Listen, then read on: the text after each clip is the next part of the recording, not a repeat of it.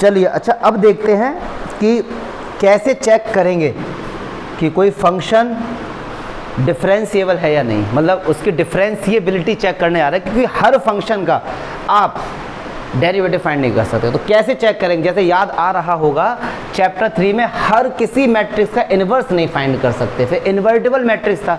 ऐसे यहाँ पे हर फंक्शन का डेरिवेटिव फाइंड नहीं कर सकते। क्यों नहीं कर सकते? धीरे धीरे सब पता लगे ऑटोमेटिक। अब देखिए, कह रहे हैं कि a function f is a real valued function, is a real valued function, the derivative at x equals to c, f dash c is equals to limit x tends to c fx minus fc upon x minus c exist। अब देखो ये मैंने क्यों लिखा, खैर इन चीज़ों पे मैं जाता नहीं हूँ। ये एनसीईआरटी में डिफरेंशिएबिलिटी की एक छोटी सी डेफिनेशन लिखी हुई है, इसको रटना मत बिल्कुल भी, इसको देखो मत। लिख इसलिए दिया कि कल को आप एनसीईआरटी देखो तो आपको सर ने इस टाइप का कुछ नहीं होता। इन सब का प्रूफ करें, बहुत ही सिंपल चीज़ है ये।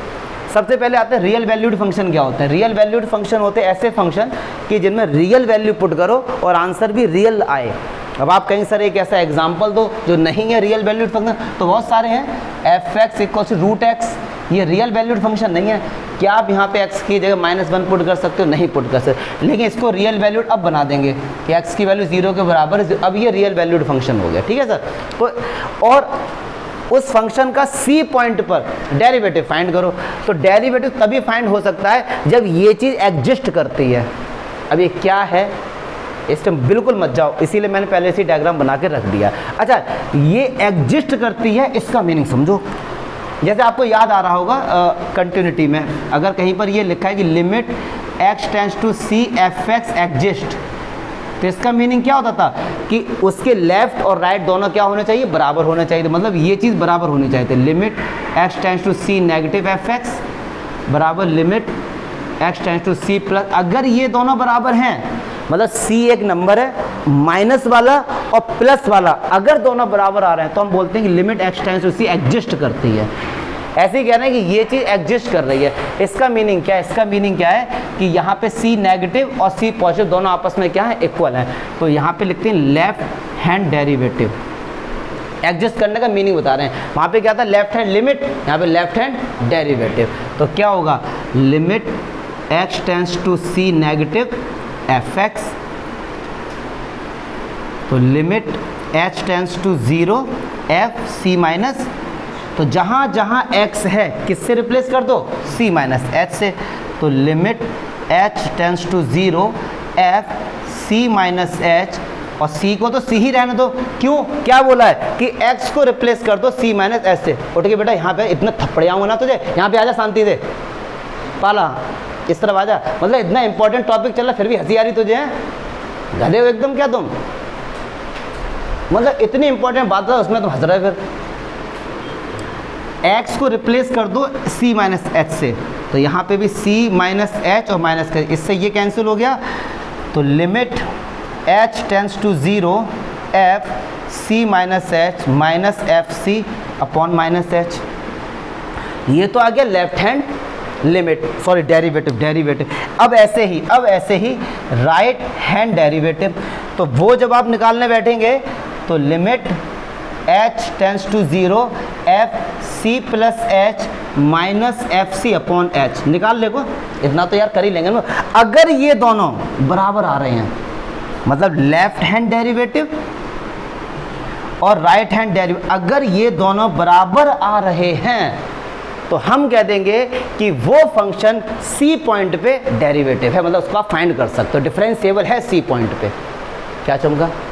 ठीक है। अगर कोई, जैसे अभी क्वेश्चन आएगा, अभी करेंगे हम लोग क्वेश्चन, जैसे 9 और 10 क्वेश्चन है 5.2 के, और 4 नंबर में आता है सीधे, इसलिए बहुत ज़्यादा इंपॉर्टेंट है। एक आपको फंक्शन दे दिया, कोई भी ले लो फंक्शन है, और बोला गया 2 पर चेक करो कि फंक्शन डिफरेंशिएबल है या नहीं है, तो 2 नेगेटिव और 2 पॉजिटिव अगर दोनों बराबर आ रहे हैं तो भाई साहब ये 2 पॉइंट पे डिफरेंशिएबल है, अदरवाइज नहीं। पूरा कंटिन्यूटी जैसा है। पर प्रॉब्लम आती है सर ये चीज़ कहाँ से आ गई? अब देख लो ये चीज़ कहाँ से है, केवल बता रहा हूँ ये चीज़ कहाँ से आ गई है। बट आपको नंबर वाली बात कहें तो आपको ये दोनों ही याद रखने हैं बस, नंबर वाली बात करें तो। लेकिन ये जानना बहुत ज़रूरी है कि ये चीज़ कहाँ से आ गई। और देखो most important cheese,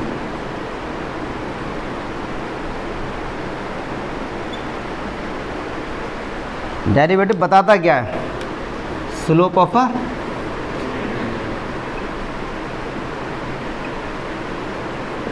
a tangent बताता है, ठीक है। तो अब वो कैसे बताता है और ये दोनों चीज़ें कहाँ से आ गई अभी पता लग जाता है, ठीक है। अब सुनो, अब हमारे पास एक ये फंक्शन है y = f(x), और अगर फंक्शन है तो फंक्शन का ग्राफ बनता है। तो मैंने उसका एक y = f(x) का एक कर्व के शेप में ग्राफ बनाया, कैसा भी आप बना लो, बट आपको समझा रहे हैं। चलिए, अब आपसे कहा गया कि इस फंक्शन में कोई भी वैल्यू पुट करो। आपको याद आ रहा होगा ग्राफ कैसे बनते थे, ऐसे ही बनाते थे ना, x और y ऐसे तो होता था, यस और नो। तो मैंने आपसे कहा कि इस ग्राफ में c पुट करो, x की जगह क्या पुट करो, c। तो y किसके बराबर, fx के, तो x की जगह क्या पुट कर दो, c। तो क्या ये fc हो जाएगा, यस और नो। तो इसके कोऑर्डिनेट क्या होगा, c, fc, यस और नो। तो ऐसे मैंने कहा मान लो c पॉइंट यहाँ का ही होगा ये, ठीक है। तो अगर मैं बोलूँ इस पॉइंट के कोऑर्डिनेट क्या होंगे, तो आप बोलोगे c, fc। कोई डाउट है तो बताओ, कोई डाउट है तो बताओ। इस पॉइंट का नाम मैंने दे दिया a, ठीक, ठीक है आकाश। अच्छा, अब यहाँ से यहाँ तक का डिस्टेंस कितना है, c, ठीक है। और ये डिस्टेंस कितना होता है, fc, ये पढ़ा छोटी क्लासेस में। अब आपसे मैंने कहा कि c पॉइंट है, उससे h डिस्टेंस दूर जाओ। कितना दूर जाओ, h डिस्टेंस। मान लो h हो गया यहाँ तक, यहाँ तक ये डिस्टेंस क्या हो गया हमारा, h हो गया। तो अब ये टोटल डिस्टेंस कितना हो गया, c + f। मतलब कहने का मीनिंग क्या है, x की जगह क्या पुट कर दो, c + f। तो फंक्शन क्या हो जाएगा, fc + h।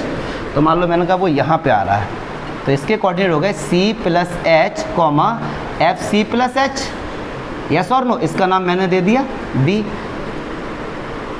और ये डिस्टेंस कितना है, h। अब वही h डिस्टेंस पहले ले लो, मतलब कम कर दो। मतलब मान लो मैंने कहा यहाँ पे आ रहे हैं, तो अब ये डिस्टेंस कितना हो जाएगा भाई, c - h। अगर ये पूरा c है और ये डिस्टेंस h हमने कम कर दिया, तो ये कितना होगा, c - h।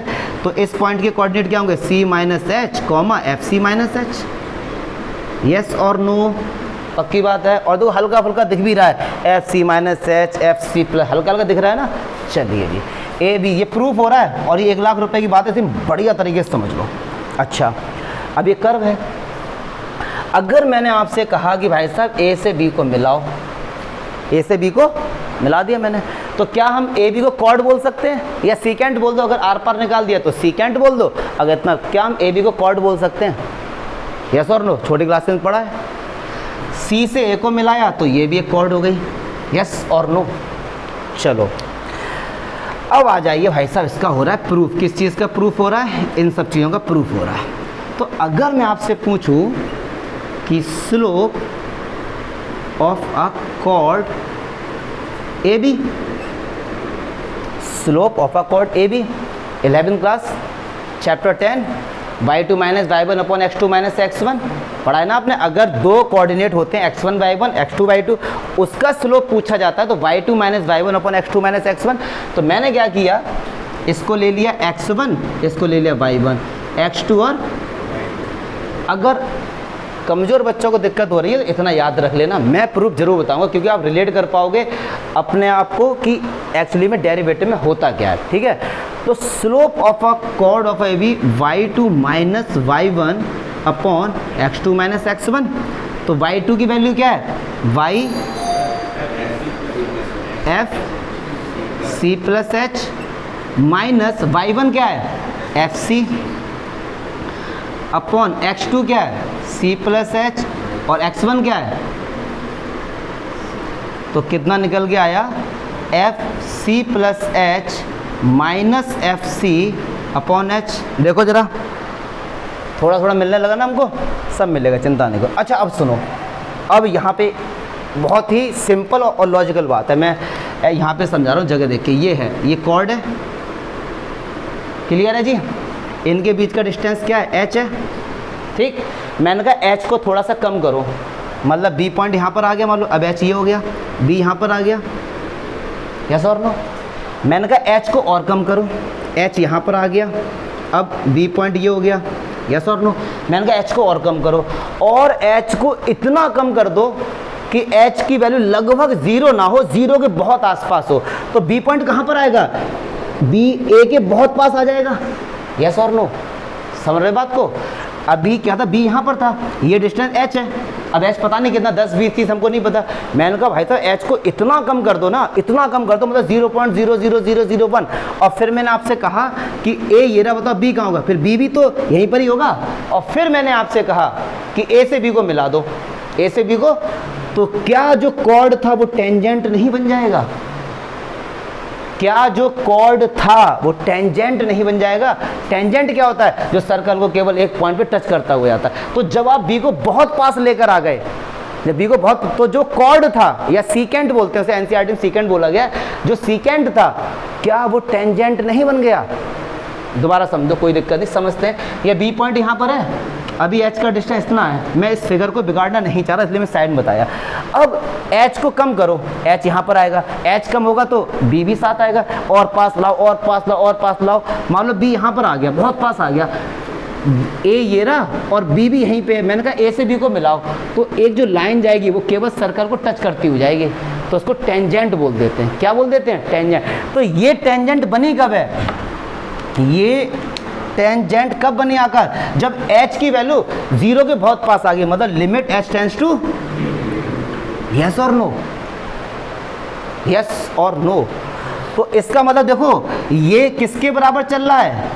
स्लोप ऑफ अ, तो क्या आप एक बात ना बताओ, क्या आप इसको स्लोप ऑफ अ टेंजेंट नहीं बोल सकते? बिल्कुल बोल सकते हैं। अभी स्लोप ये था y2 माइनस y1 और सॉल्व किया, और तो बाद में ये चीज हमने प्रूव कर दी, तो इसका मतलब लिमिट h टेंड्स टू 0, तो इसको क्या बोलेंगे? स्लोप ऑफ अ। तो ये क्या बताता है? स्लोप, ऐसे बताता है slope of a tangent. Clear है? लेकिन अभी ये कौन सी चीज निकल के आई है? Right hand. पता है क्यों? क्योंकि अभी हम राइट हैंड से आए हैं। अभी हम कहाँ से आए हैं? अब हम जाएंगे कहाँ से? लेफ्ट हैंड से, तो उसको भी देख लो। तो अब आपसे मैं कहता हूं कि slope of a cord CA, तो फॉर्मूला तो यार वही रहेगा, फॉर्मूला में कोई भी कंसेशन नहीं होगा, y2 minus y1 upon x2 minus x1। तो चलो ये x1 y1, तो अब इसको ले लो x2 y2, तो y2 क्या होगा? FC minus h minus y1 बोले तो FC, और x2 minus x1 C minus h और माइनस का C कैंसिल हो गया। तो देखो ये चीज़ निकल के आ गई। ठीक है, एक बार दोबारा लिख देते हैं इसको। तो ये हमारे पास हो गया F C minus H minus F C upon, अब वही वाली बात, इस h को कम करो, c को और पास लेके आओ और पास लेके आओ, तो जब c यहाँ पर आ जाएगा फिर मैंने कहा a से c को मिलाओ, तो क्या हो जाएगा? वो टेंजेंट हो जाए। पक्की बात है। लेकिन कब होगा टेंजेंट? जब हम बोलेंगे limit h tends to 0 F C minus H minus F C upon minus H.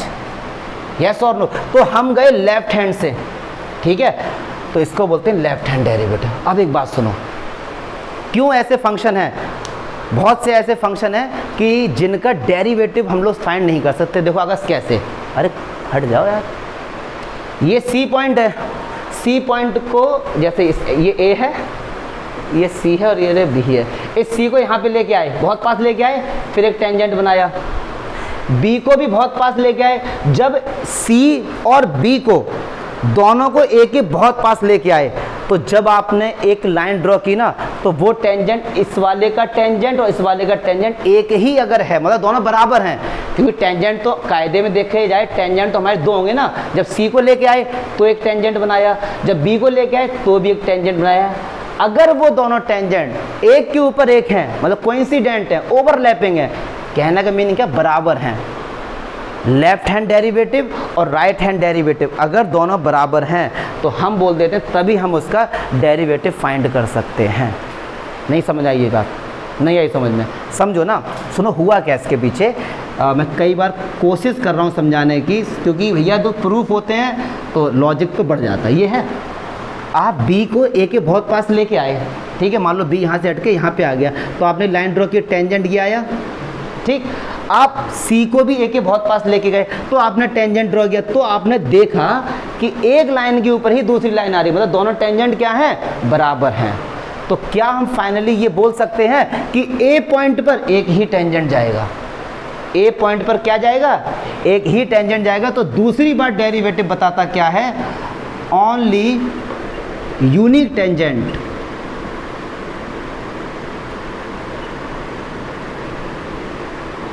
Draw, unique tangent draw from given point. मतलब जो एक पॉइंट दिया गया है उससे केवल अगर एक ही टेंजेंट ड्रॉ हो रहा है तो वो फंक्शन उस पॉइंट पे क्या है, डेरिवेटिव है।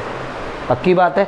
अगर कोई फंक्शन दिया गया है और उस पॉइंट पर अगर पूछा गया है कि भैया इस पॉइंट पर डेरिवेटिव फाइंड करो, तो अगर किसी ने कहा कि इस पॉइंट पे फंक्शन डिफरेंशिएबल है तो इसका मीनिंग क्या है, उस पॉइंट से केवल एक ही टेंजेंट जाएगा। क्या जाएगा, एक ही टेंजेंट। इसीलिए दुनिया में जितने भी फंक्शन हैं, हर कोई फंक्शन एंड पॉइंट पे डिफरेंशिएबल नहीं होता है। ध्यान से सुनना, जितने भी फंक्शन हैं, कोई भी फंक्शन अपने एंड पॉइंट पर डिफरेंशिएबल नहीं होता। पूछो क्यों। जैसे सपोज मैंने एक फंक्शन का ग्राफ बनाया, ये रहा, ये इसके एंड पॉइंट है। क्या ये इसके एंड पॉइंट है? तो एंड पॉइंट पे तो infinite number of tangent draw हो जाएंगे, यस और नो। इस पॉइंट पर कई सारे टेंजेंट ड्रॉ हो जाएंगे। तो इसीलिए कोई भी फंक्शन अपना एंड पॉइंट पे डिफरेंशिएबल नहीं होता। कारण क्या है, क्योंकि डेरिवेटिव बताता है कि एक ही टेंजेंट ड्रॉ होगा उस पॉइंट पे। जैसे अगर ये पॉइंट है ना और आपने कह दिया कि ये फंक्शन इस पॉइंट पे डिफरेंशिएबल है, मतलब एक ही टेंजेंट ड्रॉ होगा यहाँ से, लेकिन एंड पॉइंट पे तो कई सारे टेंजेंट ड्रॉ हो जाएंगे। तो कोई भी फंक्शन अपने एंड पॉइंट पे डिफरेंशिएबल नहीं होता है। क्या ये बात मैं समझा पाया? ठीक है। और डेरिवेटिव बताता है क्या, स्लोप ऑफ अ टेंजेंट बताता है। तो कहाँ से प्रूफ किया, यहाँ से प्रूफ किया। पहले तो हमने स्लोप ऑफ अ कॉर्ड लिया था ना, कॉर्ड लिया था, बाद में हमने प्रूफ कर दिया यार यही तो टेंजेंट इसके डेरिवेटिव के बराबर है। दूसरी चीज़ क्या बताता है कि अगर कोई फंक्शन किसी पॉइंट पे डिफरेंशिएबल है तो उस पॉइंट से केवल एक यूनिक टेंजेंट ड्रॉ होता हो जाएगा बस, और अगर दूसरा चला गया तो उस पॉइंट पे फंक्शन डिफरेंशिएबल नहीं है। इसीलिए देखो मॉडुलस फंक्शन जो होता है वो कंटिन्यूस हर जगह होता है लेकिन डिफरेंशिएबल नहीं होता। पूछो क्यों? तो देखो ऐसे, मॉडुलस फंक्शन का ग्राफ यही तो होता है, और मॉडुलस फंक्शन कंटिन्यूस होता है लेकिन इस कॉर्नर पे तो कई सारे टेंजेंट ड्रॉ हो जाएंगे, ये हो गया, जो उसको टच करता हो जाएगा। तो मॉडुलस फंक्शन अपना जीरो पर या किसी भी पॉइंट पे वो डिफरेंशिएबल नहीं होता है, लेकिन कंटिन्यूस हमेशा होता है। तो ये डिफरेंस है, अभी इसका भी प्रूफ करेंगे, चिंता मत करो, एक प्रूफ के साथ समझते चलेंगे। अब जल्दी से बता दूं, जो कमज़ोर बालक हैं, जितना मैंने बताया अगर समझ आए ठीक है, अदरवाइज आपको दो बातें याद रखनी है, ये दो बातें, ठीक है। मैंने एनसीईआरटी में जो लिखा था वो समझा दिया, प्रूफ समझा दिया कि एक्चुअली में आए कहाँ से, डेरिवेटिव दो बातें बताता है, आपको ये भी बता दिया। और कोई भी फंक्शन एंड पॉइंट पे डिफरेंशिएबल नहीं होता। तो ऑब्जेक्टिव में अगर आए तो आप साफ साफ बता दोगे, क्योंकि in the end point we can draw a infinite times और number of tangent, infinite times, yes और नो। तो इसलिए एंड पॉइंट पे कोई भी फंक्शन डिफरेंशिएबल नहीं होता। और आगे आप पढ़ोगे, अभी पढ़ेंगे हम लोग कि कोई एक फंक्शन है F X equals to Y, ठीक है, तो इसकी लिमिट है ए से लेके बी तक। तो उसकी लिमिट को पता है, ओपन ब्रैकेट लगाते हैं। क्या लगाते हैं? पूछो क्यों? अगर क्लोज ब्रैकेट लगा दिया तो इसका मतलब ये एंड पॉइंट है ना, और एंड पॉइंट पे तो फंक्शन डिफरेंशिएबल नहीं होता, तो इनको लेना ही नहीं हमको, तो ओपन ब्रैकेट आएगा। क्या चमका? ओपन ब्रैकेट क्यों आ रहा है? क्योंकि हमको पता है ना, जैसे ये फंक्शन है, ये इसका एंड पॉइंट हो गया, अब इस पे डिफरेंशिएबल है ही नहीं, क्योंकि कई सारे टेंजेंट ड्रॉ हो जाएंगे। क्या चमका? पक्की बात है। तो लेफ्ट हैंड डेरिवेटिव और राइट हैंड डेरिवेटिव अगर बराबर हैं तो फंक्शन उस पॉइंट पे डिफरेंशिएबल है। और left hand derivative right hand derivative बराबर है तो इसका मीनिंग क्या कि जब ये पास गया तो इसका टेंजेंट, ये पास गया इसका टेंजेंट, एक के ऊपर एक आ रहे, मतलब एक हैं, तो फंक्शन क्या है वो? क्या चमका? मुझे नहीं लगता कि इसमें कोई डाउट होना चाहिए।